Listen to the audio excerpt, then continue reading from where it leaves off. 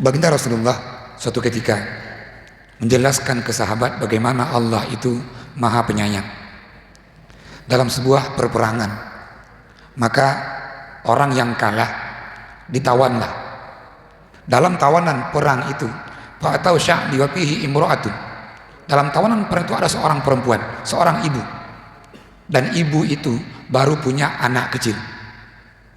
Ketika seorang ibu jauh dari anaknya, nampak anak orang lain, dia pikir anaknya.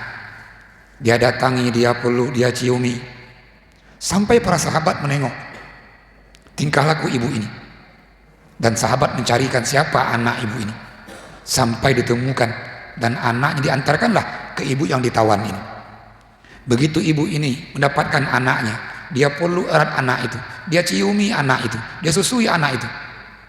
Semua saya perhatikan, perempuan ini menyusui anaknya penuh kasih sayang. Nabi pun bertanya ke sahabat, akanatil tariha ilan nar.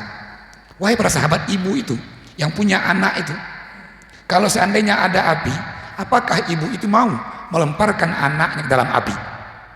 Semua sahabat kompak menjawab, la ya Rasulullah, enggak mungkin ya Nabi. Kenapa kata Nabi? Karena ibu itu sayang sama anaknya. Enggak mungkin ibu itu melemparkan dan tega meletakkan anaknya dalam api. Sambil senyum Nabi menjawab, ketahuilah, kasih sayang Allah melebihi sayangnya ibu itu kepada anaknya. Artinya bahwa Allah nggak ingin kita ini Allah letakkan dalam neraka Allah. Allah nggak kepingin kita ini Allah siksa, karena Allah maha pengasih. Maka kasih sayang Allah itu melebihi kasih sayang seorang ibu kepada anaknya. Ini hadis dikatakan oleh Imam At-Tirmizi.